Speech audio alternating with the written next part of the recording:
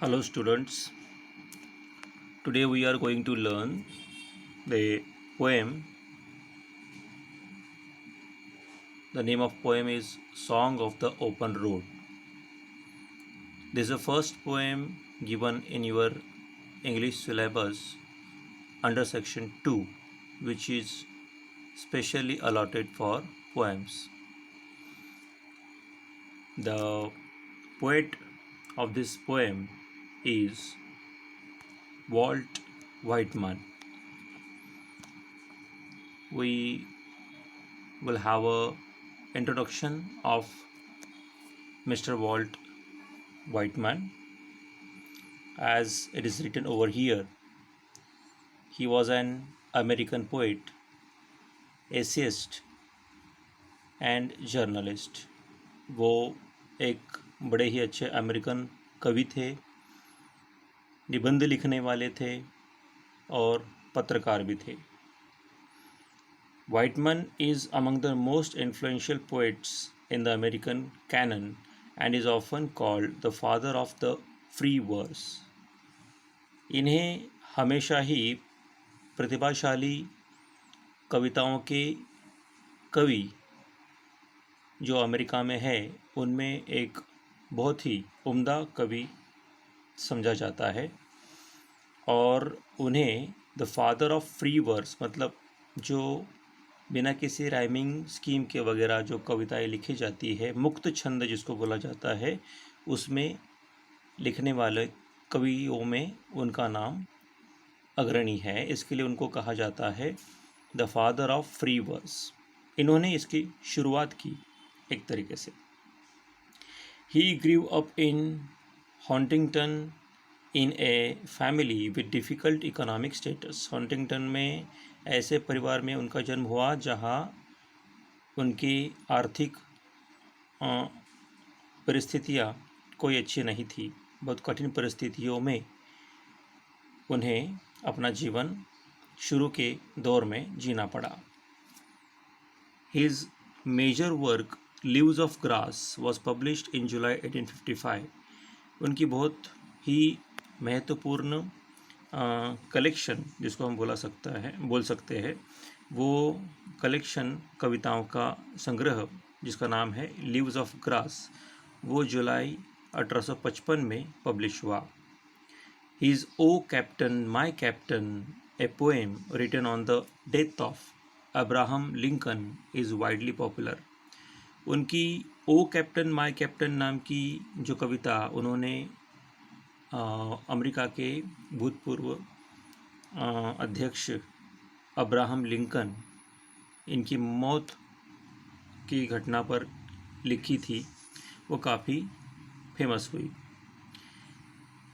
अब इस कविता में मतलब इस पोएम में क्या दिया गया है वो हम देखेंगे, वो कैसे कहाँ से ली गई है. The section one of Song of the Open Road from Leaves of Grass is a beautiful blend of self-awareness, free will and tenderness of heart. Leaves of Grass इसी कविता संग्रह में से, इसी पोएम के कलेक्शन में से ये पोएम ली गई है जिसका नाम है song of the open road. ये एक बहुत ही सुंदर मिश्रण है अपने खुद को समझने का, सेल्फ अवेयरनेस, खुद को जानना, फ्री विल, हमारी मुक्त इच्छाएं, स्वतंत्र इच्छाएं, एंड टेंडरनेस ऑफ हार्ट, और हमारे दिल की कोमलता. इन तीन चीज़ों का मिलाप इसमें है. इसके लिए उन्होंने इसको कहा है it is a beautiful blend of self awareness, खुद को जान लेना, और मुक्त विचार, मुक्त इच्छा, और टेंडरनेस ऑफ हार्ट, और हमारे हृदय की कोमलता. It gives us poets a realization that along the journey of life one will face a test of wisdom which is not tested in any school और यूनिवर्सिटी. इस कविता में हमें पता चलता है कि कवि को एक बात का ज्ञान होता है, या फिर उनको वो ज्ञान अवगत हो जाता है, पता चल जाता है, एक साक्षात्कार जैसे हो जाता है कि जीवन के इस राह में हमें कई कठिनाइयों से जूझना पड़ता है और हाँ, वहाँ पर हमारी बुद्धिमत्ता, हमारे ज्ञान का एक तरीके से कसौटी का क्षण होता है, विच is not tested in any school और यूनिवर्सिटी, मतलब जो कि किसी भी स्कूल में और यूनिवर्सिटी में परखा नहीं जाता। मतलब हमारे जीवन में आने वाले तकलीफ़ें, परेशानियाँ, मुसीबतें, इनको झेलते हुए हम उससे जब राह निकालते हैं, उन कोशिश करते हुए इन परेशानियों का सामना करते हैं और आगे बढ़ते जाते हैं, उससे हमारा ज्ञान एक तरीके से ज्ञान को एक तरीके से कसौटी पर उतरना पड़ता है। हमारा जीवन की एक तरीके से वो अलग परीक्षा होती है, वो परीक्षा होती है जो किसी भी कॉलेज में या स्कूल में नहीं होती। A road is something everyone uses. ये जीवन का जो रास्ता है, जो राह है, कुछ ऐसा है जो हर कोई इस्तेमाल करता है, हर कोई उस पर चलता है। फिर वेदर रिच और पुअर, फिर वो अमीर हो या गरीब हो, and it forces all levels of people to associate with one another.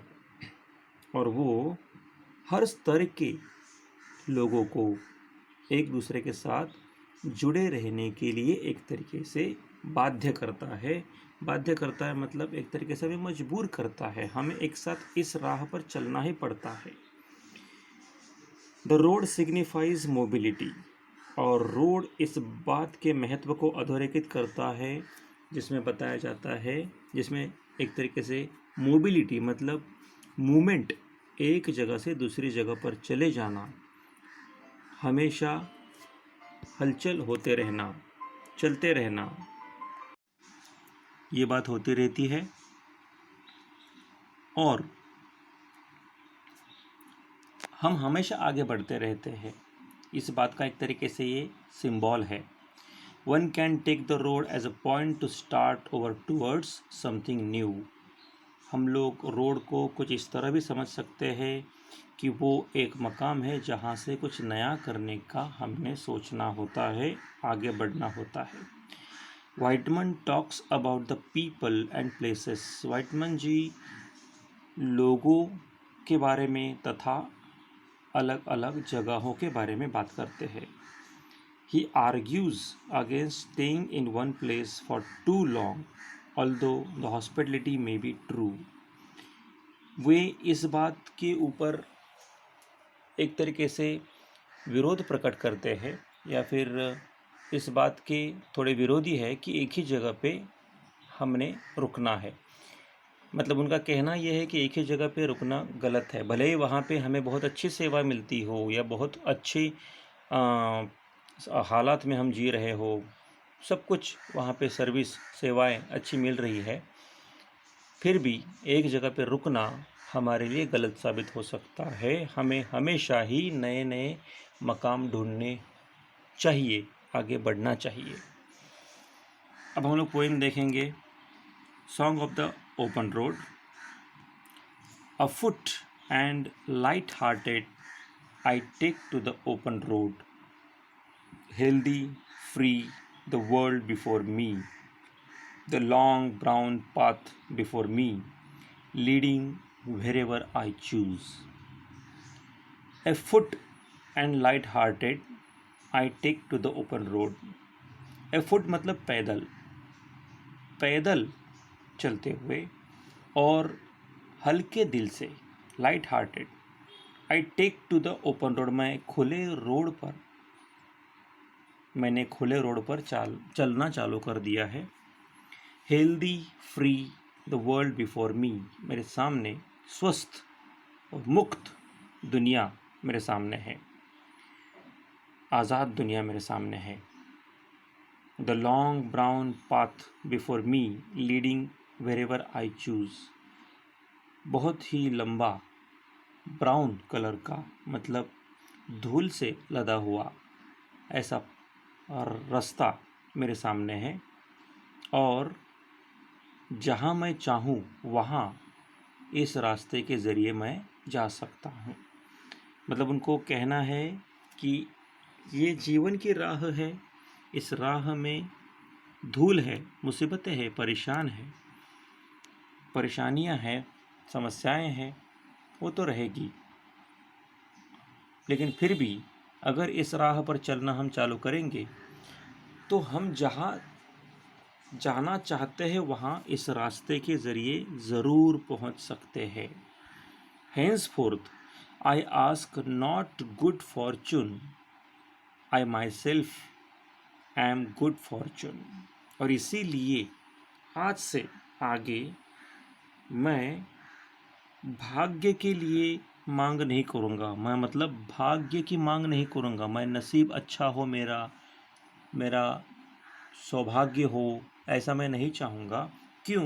क्योंकि I myself I am good fortune, क्योंकि मैं खुद एक भाग्यशाली या मैं खुद ही अच्छा भाग्य हूँ, ऐसा कवि यहाँ पे कहते हैं। मतलब हमें ही, हम बोलते कि नहीं,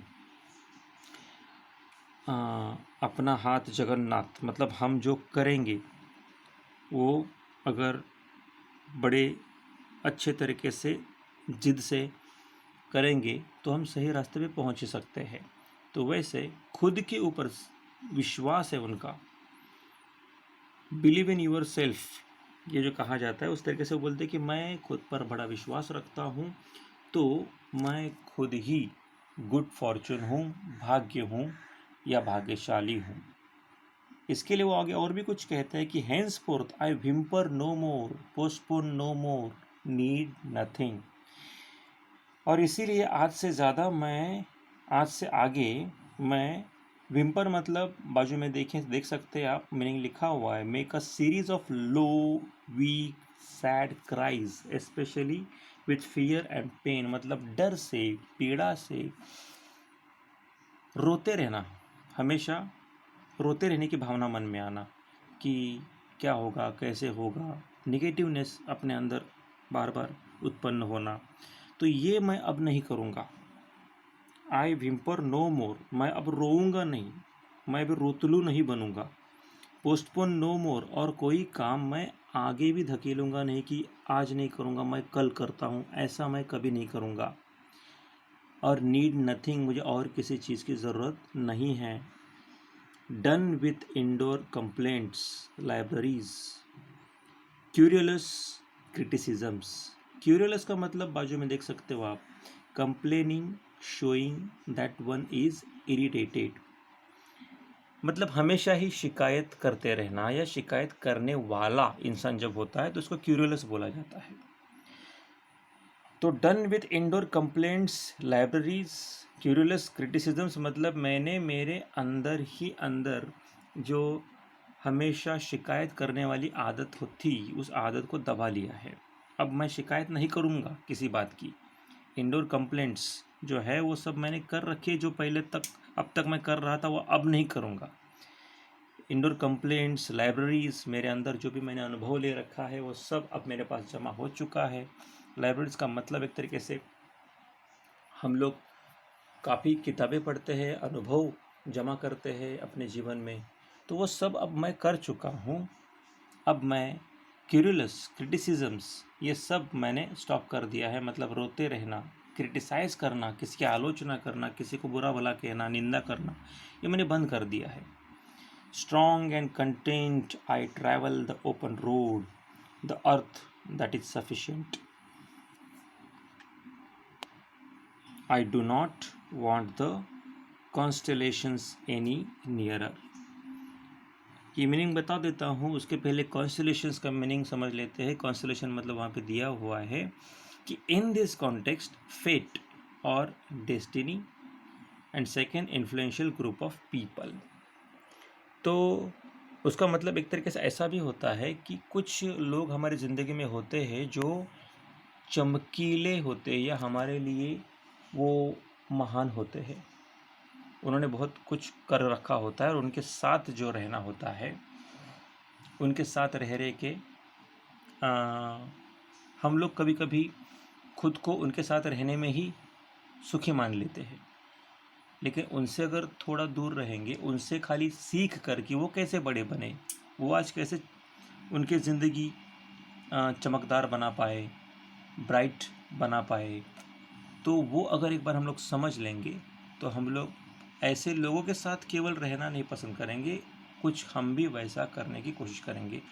अब मैं पूरा आपको मीनिंग बता देता हूँ कि यहाँ लिखा है strong and content I travel the open road. अब मैं शक्तिशाली मानसिक तौर पर, शारीरिक तौर पर बनकर, कंटेंट समाधानी, संतुष्ट बनकर मैं इस खुले रास्ते पर चलना चालू करूँगा, मेरे जीवन की राह पर चलना चालू करूँगा।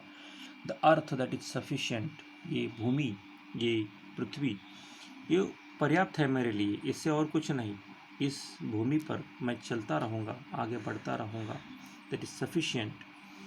और क्या बोल रहे हैं कि I do not want the constellations any nearer. अब मुझे चमकीले लोग मेरे आजू बाजू में नहीं चाहिए, क्योंकि मैं खुद एक चमकता हुआ तारा बनने की ओर प्रस्थान कर रहा हूँ, आगे बढ़ रहा हूँ। I know they are very well where they are. मुझे पता है वो लोग बड़े अच्छे हैं जहाँ है, जहाँ पर भी है वो, वहाँ वो बड़े अच्छे हैं, बड़े ठीक ठाक है। I know they suffice for those who belong to them.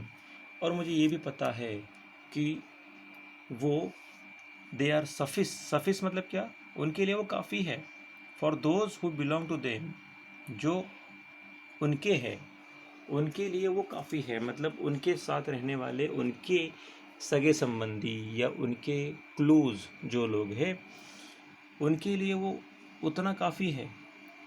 वो हमें शायद उनके पास रहना चाहते नहीं होंगे। ब्रैकेट आगे लिखा हुआ है still here I carry my old delicious burdens. फिर भी, ब्रैकेट में है ये सब आगे का, still here I carry my old delicious burdens. फिर भी इस राह पर चलते हुए मैं मेरे पुराने कुछ स्वादिष्ट, स्वादिष्ट मतलब बहुत ही अच्छे, जो मैं याद करना पसंद करूँगा, ऐसे कुछ बोझ है मेरे दिल पर, कोई विचार है, कोई परेशानियाँ हैं जो मुझे एक बार कई जगह पे अच्छी लगी, जिसकी वजह से शायद मैं आगे बढ़ पाया, वो मैं मेरे साथ कैरी करना चाहूँगा। आई कैरी देम, मैं उनको कैरी करूँगा। कौन कौन रहेगा उसमें, मेन एंड वुमेन, उसमें पुरुष होंगे, उसमें महिलाएं होंगी।